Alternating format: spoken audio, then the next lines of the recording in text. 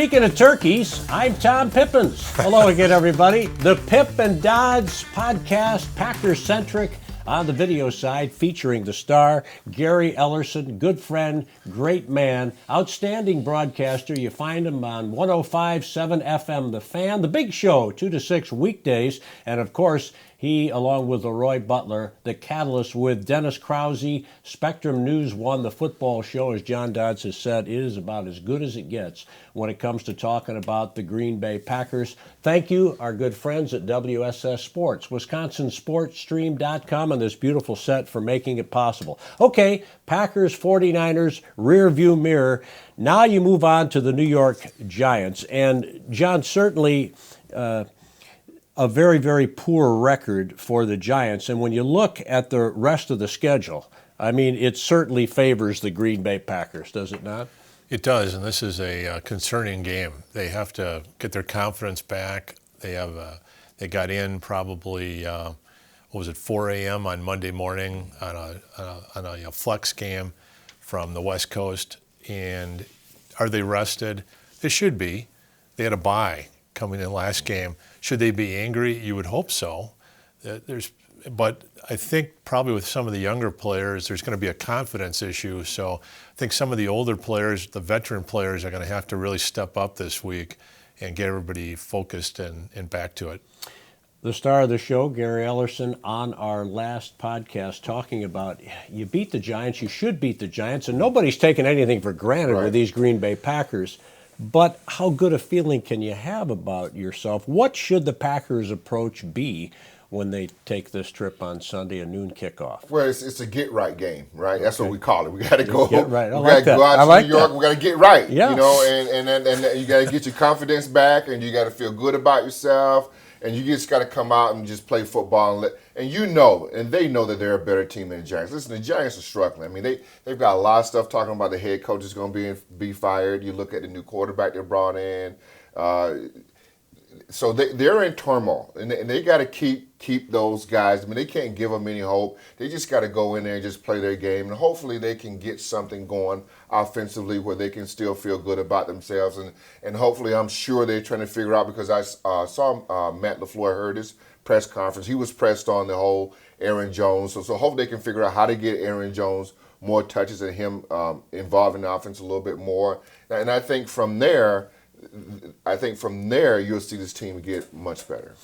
John, your scouting report on the Giants. They have a good quarterback. He's promising, the young kid Jones, and they have an outstanding running back. But beyond that, I mean, I think they're just praying they can get the kid out of Ohio State. You know, the race for Chase is on. Chase Young, that DB, is so dominant in the college game. Sure. Saquon Barkley is their running back. He had 100 yards, I think, the first 2 weeks. Then he suffered a significant ankle injury, was out for about 4 weeks, and he looked actually, finally, the best he's looked since he came back was against the Bears last weekend. So the Packers might be getting a better-looking Barkley, and the Packers have had a difficult time stuffing the run.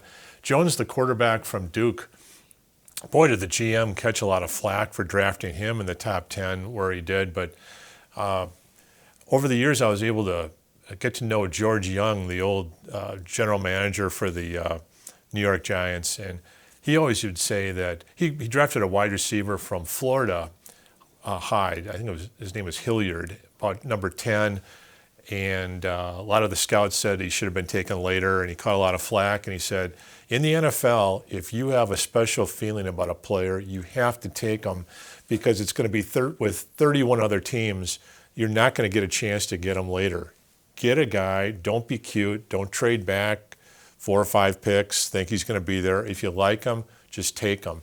And Jones has looked good. Their offensive line is pretty weak, and I think the Smith brothers could really do a number getting in his face this next week. But you never know how they're going to play. I was really San Diego and San Diego. I was still Sorry, San everybody Diego. does it. Yeah, LA. The Chargers and San Francisco just didn't see that one coming at all. So I'm interested to see how they snap back.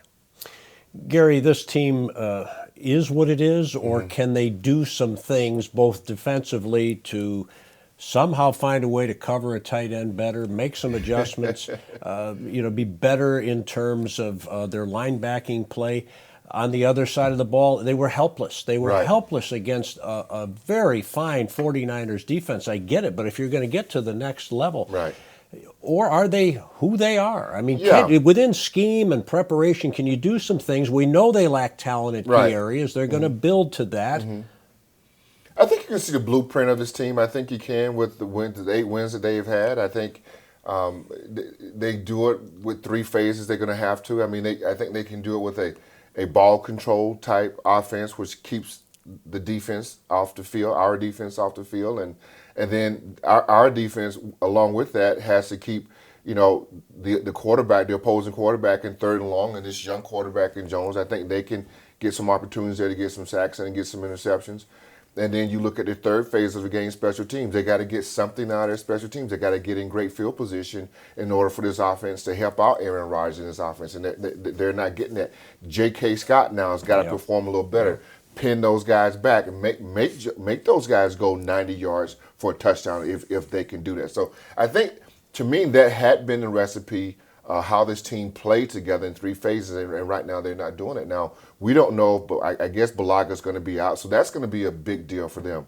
How they handle the situation with Balaga, if Light's going to be Alex Light, if he's going to be your starting right tackle, I mean, I don't know what they're going to do yet. LaFleur hadn't shown his hand, but I mean, there's a lot of things that they can do. He says he wants to play his best 5 offensive linemen, so which reminds me of back to McCarthy days. Remember when they used to do that all the time, musical chairs there. But I think they have a problem there, and they have to figure that out. Now, how they want to attack that, I don't know if you can leave Light alone by himself to pass block on the right side. They didn't give him help early enough not to bring back the Niners, but I just did. And so that's the thing, right? And they didn't give it to Balaga either. You saw Bosa going back there. You saw Bosa on Bakhtiari in the beginning, then they flip Bosa on the other side of Balaga, then Balaga goes down. So they've got to do something to help out Light. They just can't leave him alone.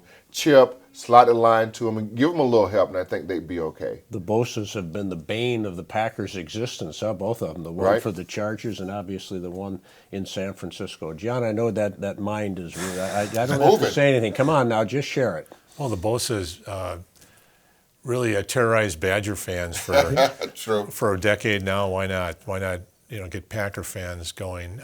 One of the things, again, this is the difference between 6-10 and 10-6 in the NFL is very slight, maybe some injuries. And if you're incredibly healthy like the Packers are, you can go from 6-10 to 12-4. I think what you're seeing is an above-average Packer team that's incredibly healthy. One thing about Balaga, though, it shows how fragile they are, because if you take Balaga out, did you notice how they were chipping Bosa with Aaron Jones? That's another reason why Aaron Jones may not be able to get into the secondary quicker, because A-Rod is under pressure, but he's chipping. If he's chipping, he's being knocked off his route. So it's a real fragile thing that the Packers have. Any NFL team in the cap era, your backups aren't that good, and you can't coach up a donkey to win the Kentucky Derby. That's the big thing. But Lucas Patrick could play guard, and then Billy Turner out to move Billy I'd Turner rather out. see that, frankly, but what do I know? Yeah, Alex Light. It's one of those things where it's A-Rod and then the 2 offensive tackles. If anything happens to them, call 911. True. Yeah.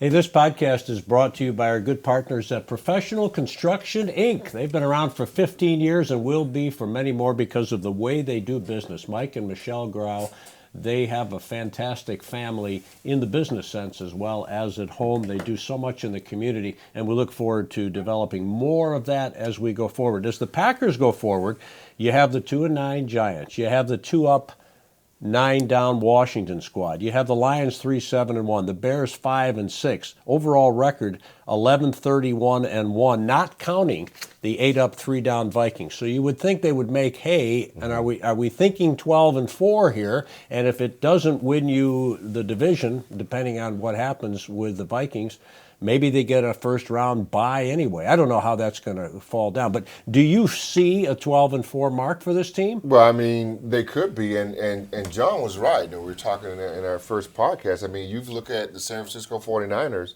I just don't know how they're going to survive that. They're playing playoff football right now for the last 4 or 5 weeks of the season, and it's tough for a team to stay at that level. Now, if they can stay at that level, then they're going to win a Super Bowl. But in this era of football, there's a lot of teams don't have a lot of depth. Now, the good thing about the 49ers, well, not even a good thing, a bad thing, but they were losing. They didn't play with 3 of their starters in that game. So they came in that game limping. You would think that they were trying to get healthy, but with what they got left, they may lose a couple games. Yes, which goes to the Green Bay Packers. Maybe they only lose one. I think you look at the Minnesota Vikings right now. I believe they are 1-2 in the division, and the Green Bay Packers are 3-0. So right now, the Green Bay Packers kind of own the Vikings, and so they just got to keep winning, stack wins up. The Vikings go and play, I believe, Seattle this weekend. That's going to be a tough game for Minnesota. Seattle looks good. I think at the end of the day, we're getting all a little nervous about it. But the Packers, you're right, JD. They still could have a first-round bye depending on how San Francisco finish out their season. On the other hand, they could be 12-4 and not get a first round. Maybe could all that happen depending on what goes on around them? They could be 12-4 and be a wild card visitor that first week too if Minnesota somehow wins out. But Gary's absolutely right. Perhaps the biggest non-Packer game the rest of the year is Minnesota at Seattle. I think it's next Monday night. I think that's Monday night. If Minnesota loses that game and Green Bay keeps that advantage, Minnesota could beat Green Bay, and Minnesota is 1-2 in the division. Green Bay is 3-0 right now, so they can afford 2 losses in the division. The Bears play a physical defense, and a Packer-Bear game, you can't predict it no matter who's playing and when. Yeah. But the physical teams, Philadelphia, as Gary mentioned, and San Francisco. The San Diego game was kind of a quirk. I think that was a San Diego game. Everybody knows what you mean. They'll always be the San Diego Chargers, for goodness sake. And I still call them the Chicago Cardinals, too. That goes way back. That goes way back. But, no, this man was classmates with Don Hudson, Gary. Did you know that? Yeah, I heard that. Yeah, we used to go to Milwaukee Braves games. We used to hang out with Curly Lambeau. Yeah, Red Grange. There you go. Sure. No, that's it's going to be interesting. It could go any way, but you do have the easiest schedule by far. Sure. But Washington, their rookie quarterback from Ohio State's playing a little bit better. They had a competitive game last week. So it's going to be. Except he went and took a selfie when he was supposed to be running out the clock. These kids. Yeah, I didn't mean to interrupt. I still can't believe that. Yeah.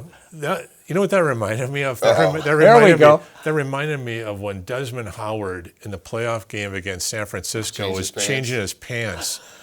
And I remember watching the kickoff, and everybody's counting, and Holmgren was counting, and all of a sudden he's like, wait a second. And then Don Beebe, I think, just runs off from the sidelines and runs back and recovers the ball at the 2.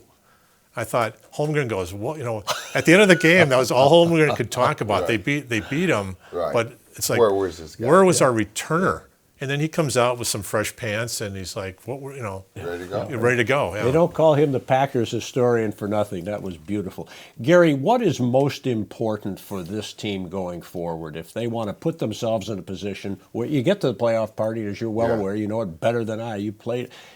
Anything can happen. But what is most important based on the recent history that you need to see from this team, whether it's LaFleur on the sidelines or those who are playing on the gridiron? Well, everything's in front of them, right? I think all the goals that they can attain are still there. But I just think moving forward offensively, they got to figure some things out. And teams have seen them. So they got to make, now LaFleur's got to make adjustments. Rodgers has got to make some adjustments. Maybe now they know their flaws better than they ever knew them after playing the 49ers. So, and to me, that maybe means if you're going to go with a right tackle that hadn't been in there, maybe now you got to pay a little bit more attention to that. Maybe you got to get some help over there. And there's certain things that you can do with that. If you got teams that are rushing hard, you can go Aaron Jones over there. Aaron Jones can chip. You can run slip screens off that chip. He can chip. You can get him out into the flat. I mean, there's a lot of things that you still can do to try to help your running back out and also help your offensive lineman out. I think it's going to be imperative that maybe they try to figure something out, how to help out their offensive linemen.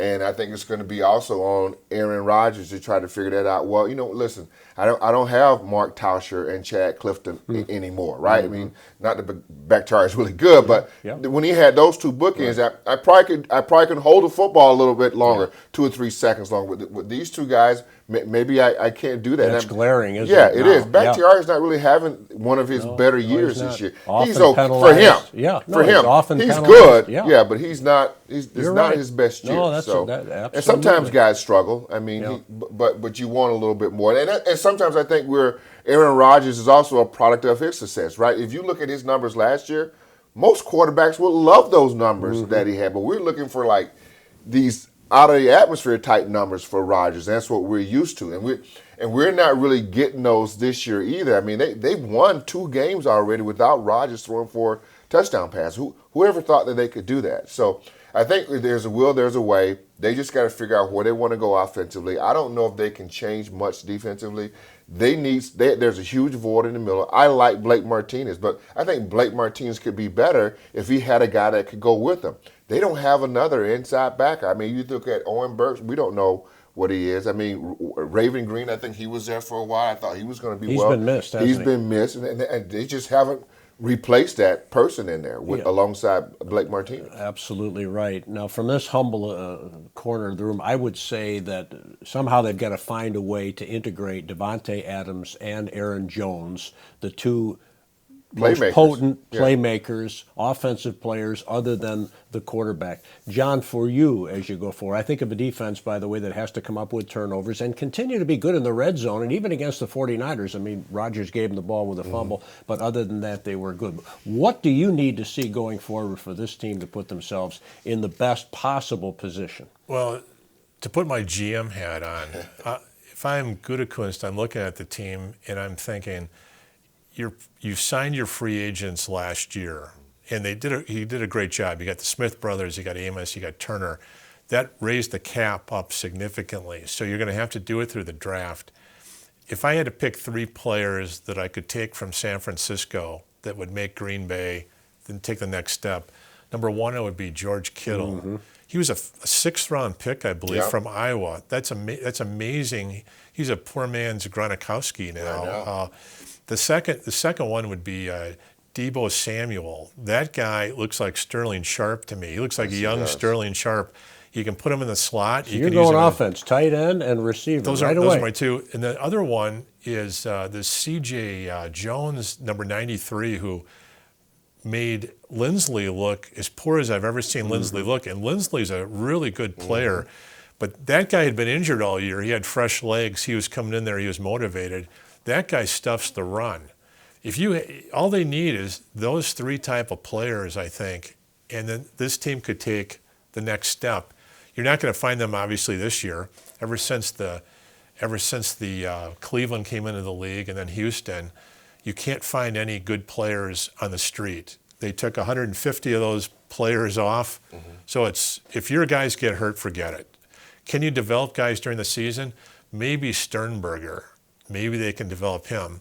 We were hoping that. He was inactive the other day. 3rd-round pick, tight end, or right? Gary. Yeah.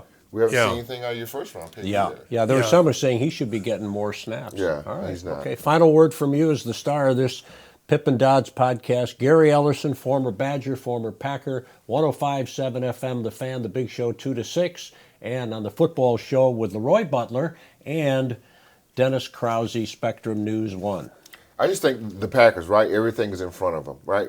You look at this team last year, 6-9-1. You're 8-3 right now. So they're playing some good football. Maybe we now understand that they need to add a little bit more for next year. But I still think this team, if it could play at its peak, I still think this team is a Super Bowl team.